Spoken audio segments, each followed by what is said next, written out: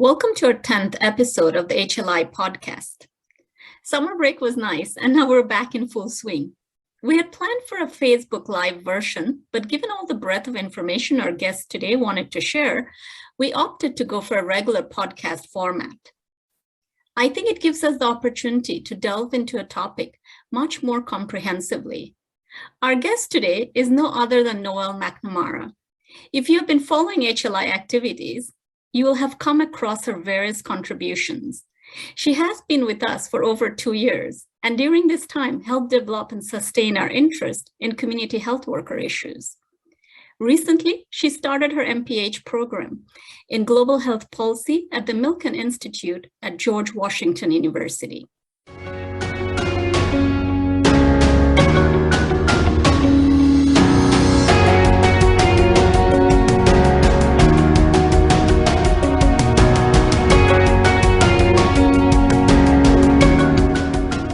Welcome, Noelle. Maybe let's start with how you got interested in undertaking an MPH and how it has been till now. Sure, and thank you, Susmita, so much for having me on. It's an honor to be here. As you mentioned, I am currently obtaining my master's in public health from George Washington University in global health policy. Currently, I'm primarily focused on improving healthcare accessibility among rural populations through community healthcare services. And prior to that, during my time in undergrad, I became largely involved in healthcare systems. So I got involved in a myriad of organizations that allowed me to assist with medical clinics abroad in Honduras and Ghana to provide basic medical services to underserved populations. I witnessed firsthand how foreign assistance, while good intentioned, can have unintended consequences, both good and bad.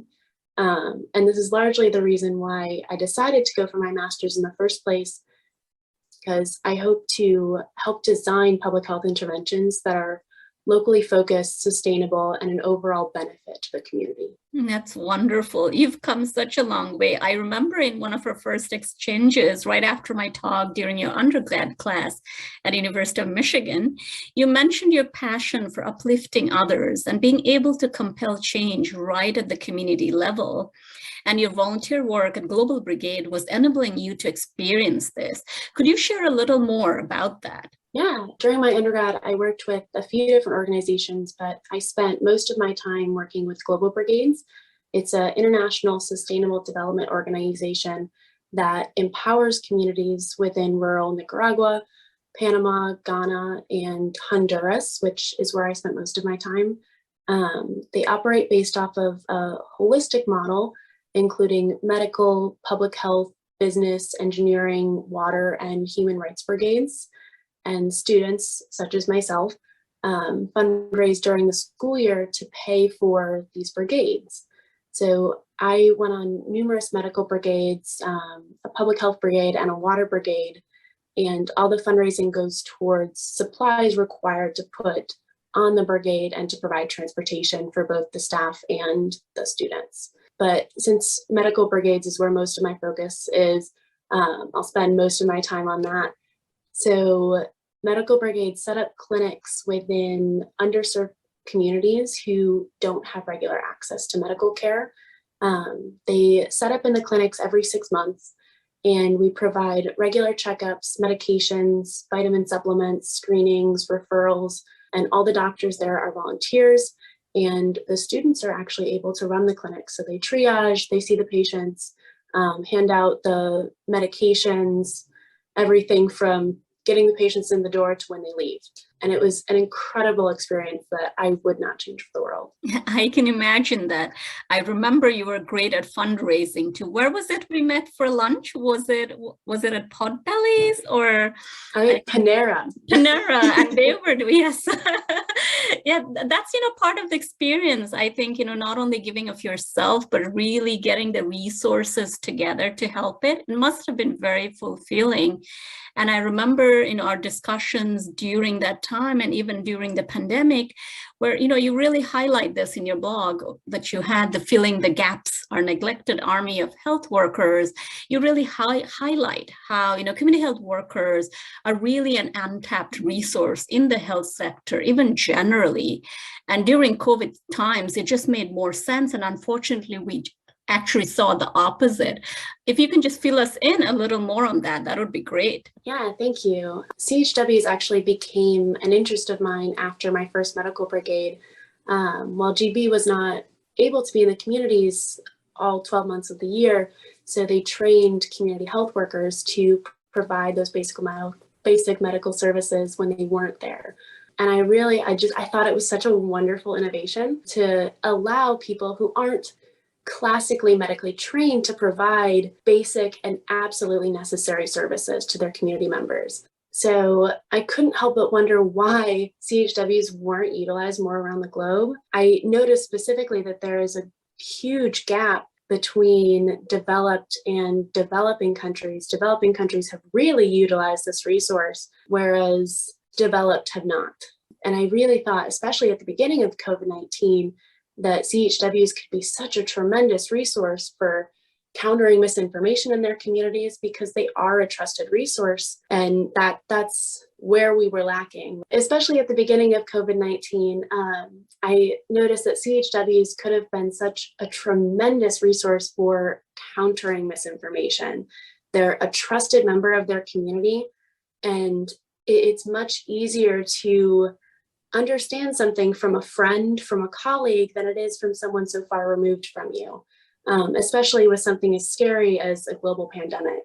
CHWs also could have been utilized for transporting resources or contact tracing even. And we started to see a little bit of lay people in the implementation of contact tracers as the pandemic went on, but still, it's really a resource that remains untapped in the US and a lot of developed countries around the world. And you touch on a very important point, the point of trust. Trust building itself in healthcare is such a huge aspect of it. And the fact that community health workers come from that community and already have that trust is something we really should harness. At the Health Law Institute, we also feel the same way. We do think that the contribution of community health workers to global health is immense and unfortunately overlooked. I remember that, keeping with HLI's mission and your enthusiasm, we started to put forward a proposal for evaluating the community health workers' job, whether it was a job satisfaction, their safety, compensation, the ability to perform their roles. And since you're already, going for your trip on the Global Brigade, we thought this would be a great one. Why don't we, aim for the Honduras location you were supposed to go to? And given that, WHO released guidelines on optimizing community health programs in 2008, this just seemed the right time to look into it. But with the pandemic, this was a long time in the making, right? Yes, I think this project took over 2 years to complete. Initially, we were supposed to look at the job satisfaction, safety, and working conditions of community health workers that were working for Global Brigades and compare them to the 2018 guidelines put out by the WHO. Initially, I was supposed to conduct these interviews in June of 2020. Yep. Which in March of 2020, we realized quickly was not going to happen. But finally, I was able to start the interviews at the beginning of 2021, and we transitioned virtually. But by that time, my intentions had kind of changed. I still wanted to understand job satisfaction, safety, and working conditions. But if Global Brigade's ultimate goal is sustainable development, then I wanted to see if they were accomplishing that goal. I thought it was a really unique opportunity, considering these community health workers had just gone months without any assistance, to see if the program was working. I do remember all that. We went back and forth getting the proposal ready. Like, how do we do it? I know that's where technology comes in, right? Like, I think that was one of the biggest lessons of COVID. How can we use the technology that's there to do all those things? And, it was lucky that we got them on the same page and were able to do this. And you were able to talk virtually to these community health workers. I know that you had really interesting interviews with them. I'd love to hear some of the findings that, you think that are great to highlight. Yeah, I mean, long story short, it was a very difficult couple of months for a lot of these communities. Just as we saw in the United States, many of the CHWs were scared. I remember them telling me about watching news reports of doctors dying, and they were like, well, if these super trained medical professionals are in jeopardy, there's no way I'm going to make it. And patients were scared to go to the hospital, even if the CHWs recommended it. So it was a very scary time just in general.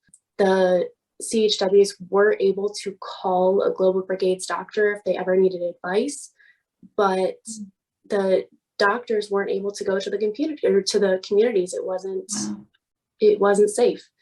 So a lot of the community health workers ran out of the medications and the first aid that Global Brigades provided to them. Even some of their equipment had broken down. A lot of them had stethoscopes that weren't working anymore, or thermometers that weren't working anymore. And that's as basic as it comes.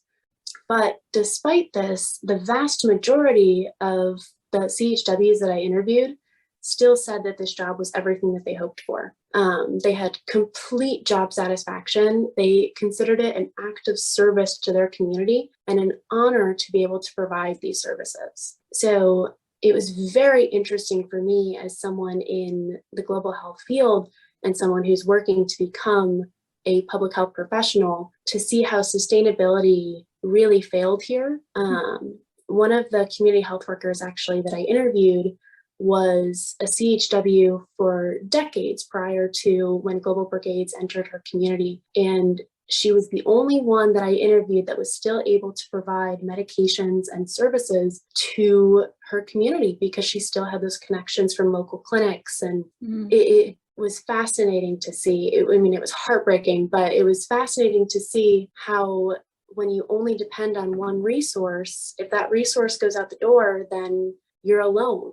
So I think it's important to solve the immediate problem in the basic healthcare for these communities, which GB was able to solve, right? They're able to provide these services, but I think there's a much bigger systemic problem that the pandemic revealed that these CHWs aren't able to completely fix by themselves.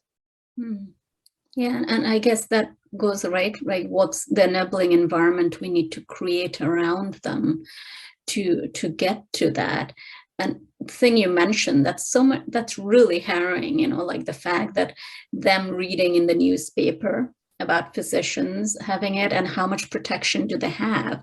I think that has been an issue. Like in a country like the US, we ran out of protection for our health workers. Think of other communities that, kind of are dependent on this sort of healthcare. How does it work? How do they feel about it, and the fear that must be there, and the fact that they still continue to work in spite of that is very inspiring. And I think that's something we can all see, that these are people who are committed to it. These are people who want to do it. How can we support them to give that back to the community? That's really, really interesting. Before we wrap up, are there takeaways you wanted to share with the audience today? I think CHWs are an incredibly passionate and satisfied workforce that want to do the work, but they're currently untapped. And it's largely because they need a stable infrastructure to support them.